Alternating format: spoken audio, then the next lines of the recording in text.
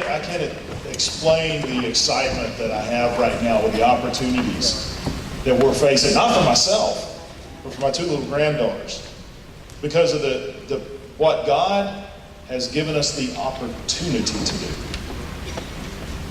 Listen to what I'm saying. What God has given us the opportunity to do. A lot of us for a long time have been praying and working, knocking on doors, right, Bob, to get to the place where we are today. There's folks like Bob Shaw and John Watson, Ed Lindsay. You know, we always haven't agreed on everything. Ed and I came in the State House at the same time. Ed and I didn't agree on everything, but we didn't take our disagreements out to the public square. Now, we may have a little bit when we were campaigning, but Ed's a good friend of mine. Bob Barr is a good friend of mine. Why? Because we're on the same team. And this is what's so interesting about where we are right now and why I'm so excited. Is because America has always been about not where we are today, but where are we going tomorrow? That's been the strength of America, not where we are today, but where are we going tomorrow and the opportunity that we're afforded to get there. I'm reminded of a story. It happened in 1776, if that date sounds familiar to you. It was in Philadelphia, Pennsylvania.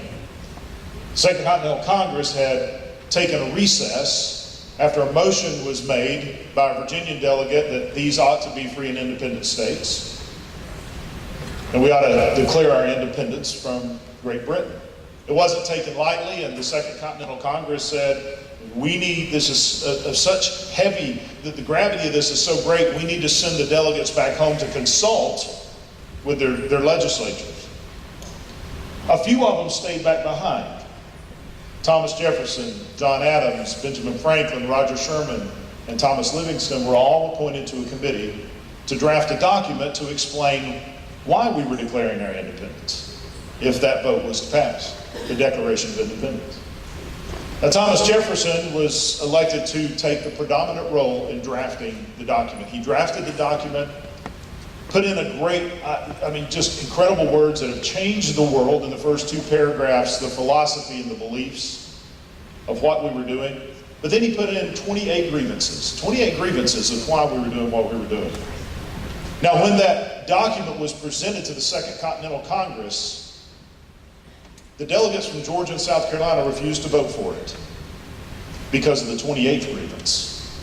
See, the 28th grievance was a condemnation of slavery and the slave trade. There was a disagreement. The majority of our founding fathers were abolitionists and were supportive of the ideas that Thomas Jefferson had promoted, that God who gave us life gave us liberty, and that God's judgment would not sleep as long as we were not extending that liberty to every individual. This was a core principle of our founders. But you see, they didn't look at the moment, they looked to the future. Because if there wasn't a unanimous vote for this declaration, we would never become an independent nation. So the delegates decided to remove the 28th grievance. Now, some thought, well, that was a cave on their principles, but it was actually because they were looking to the future, because they knew the only way that they could actually achieve the abolition of slavery was to institute a government that was founded upon the idea that all men are created equal. We've always been a nation that looks forward. Last decade, we've been a nation that's always been looking backwards.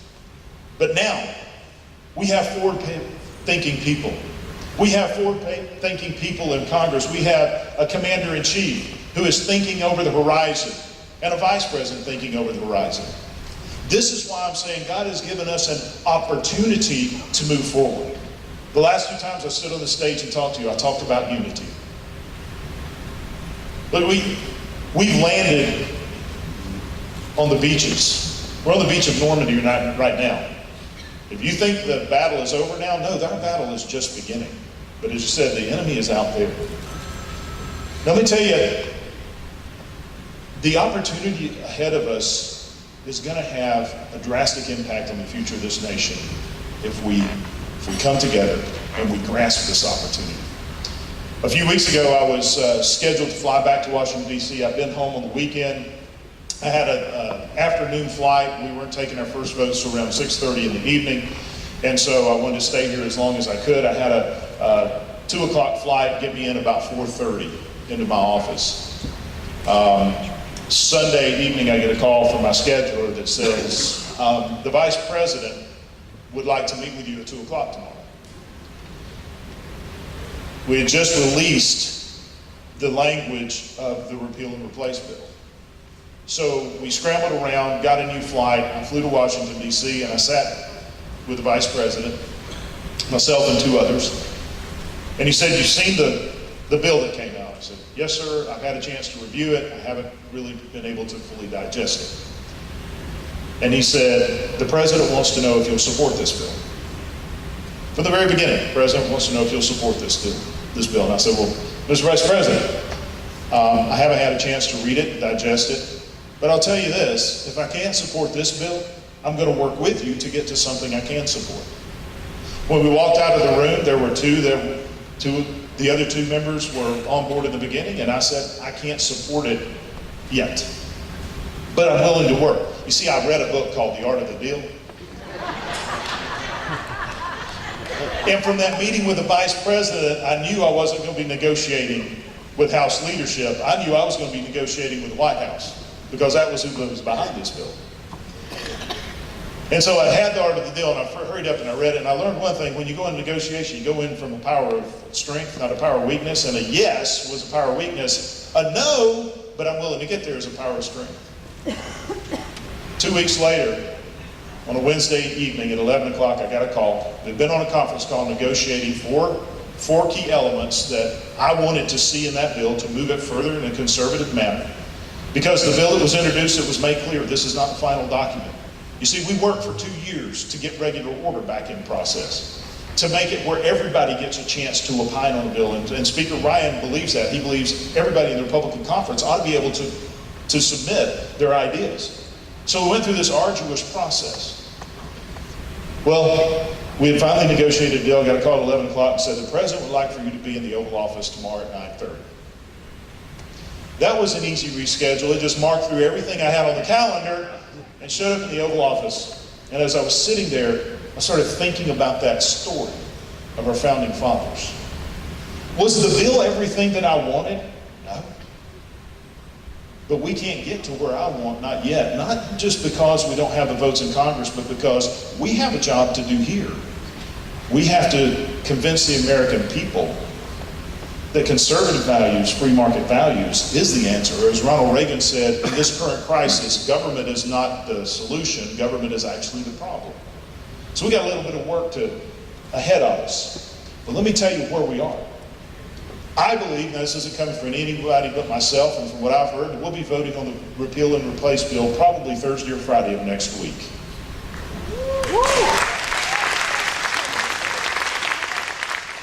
We have to. Because we can't move to tax reform until we finish this. Let me tell you what is in the bill. Now, I haven't seen the final language, but from what I'm understanding, it has all the changes that we made to actually block grant money to the state to get the federal government out of the Medicaid program altogether, to have a work requirement if you're receiving government assistance. A lot of conservative values that we put in this bill, including getting preserving pre-existing conditions, but getting them out of the mainstream insurance and allowing states to put risk pools together, to put those in there to drive down the cost of premiums. Now, is this everything I want? No, because I believe in federalism. I believe that the federal government has no business whatsoever in health care. Does this bill get us there? It doesn't get us there, but it puts us on that path toward that horizon that if we continue to work this, just as our founding fathers did, just what the strength of America is the opportunity of doing over the horizon. We turn that ship around and we get going the right direction. We're not going to stop repealing and replacing Obamacare. It will be a continual process that will happen over and over and over. In fact, I'm telling some people in here, they say, well, will you ever even get to the other parts? I said, we've already passed some of the other parts. I didn't know that. Yeah, 3 weeks ago we passed a bill in the State House to actually once again, the State House, the House floor, to once again reinstate group health programs that Obamacare eliminated. That's already passed the House, it's in the Senate, and will be working its way to the President's desk as soon as we pass this bill. What else? 1.6, now think of this. Many of us for years, and I know Ed Lidsley believes this too, we've been fighting for cutting government spending for years and years and years. And this bill is $1.6 trillion of cuts in federal spending. $1.6 trillion. $883 billion of tax cuts and $200 billion in reduction in deficit. That's not just huge, that's big league. Okay, that's some big league fiscal conservative. I could go on and on with things that's in there, but let me tell you why we have to pass this before we go to tax reform, because $1.6 trillion in tax cuts equates to a 10% reduction in income taxes. To achieve the 15% reduction in corporate income tax and the reductions in individual income tax that is our goal to do, we have to pass this first. So we're moving in that direction. Things are interrelated. Let me share one other story with you. It goes back to something else I said in the campaign. Please don't get your facts off Facebook. I was on the House floor, and we were in the middle of this debate, and one of my colleagues came up to me and said, "Here's my call list from yesterday. Let me show you something, and see if you can help me how to answer this." He said, "Right here, I got 80 calls opposing Ryan Care.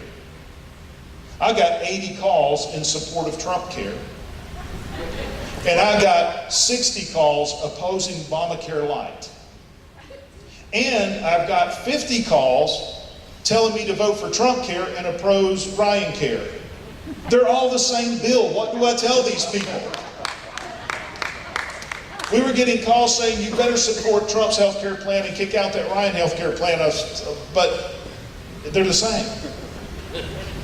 The White House was involved in crafting the legislation from the beginning. Now here's the difference. For 2 years, and I've told you guys this many times, 2 years, I was looking to get the root of the problem. The root of the problem has got away from true legislating. We had a top-down system to where if leadership introduced a bill, that was the final version. You better not try to amend that bill because this is the way it is. Paul Ryan doesn't think that way. Paul Ryan believes that, believe it or not, even Barry Loudermilk may have a good idea every now and then, is bring those ideas to the table. And while he was clear saying this is our starting process, we had some that were saying, "I'm opposing this bill all the way through." I know some of the brightest people from Heritage have been brought into the policy department of the White House working on this. Mick Mulvaney, good friend of mine, one of the co-founders of Founding Freedom Caucus, is the OMB director. He was writing in this bill. But we opened up a process to where we could amend this thing going forward. You know what? The old adage that writing legislation is like making sausage, we're back to that again. The difference is before we ran things through really quickly, but we're back to what the founders intended is working this. The product we're going to vote on Thursday, I guarantee you, is a much better product than what was introduced. Because the process worked. The difference is the founders didn't have Facebook and Twitter. And people didn't see the sausage being made.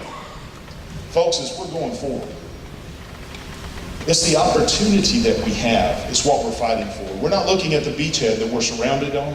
And let me tell you, the folks who work in my office can tell you hundreds of phone calls coming in every day from the folks that I'm surprised aren't out here protesting. It's moveon.org. It's indivisible. These are the folks that want to destroy everything we're doing. Those are the folks we do have to be united for. I'm excited of being where I am today. I'm excited that being one of the go-to guys for the White House to bring the conservatives together and to make legislation better. This is the way it's supposed to work. It's not easy, it's difficult, and there's going to be fights. As long as we keep those fights among ourselves and not out there in the public, we don't let the moveon.org come in here and disrupt what we're doing. And I guarantee you, we keep going in the direction we're going right now, when we meet here in 2 years from now, we're going to be way down that path toward that horizon. And even our distractors out there are going to be saying, you know what, maybe America is a little bit better than what it was before, because even they are going to benefit from the conservative policies that we pass. America is great. We're just making it great again. God bless you. God bless America. And God bless the 11th District.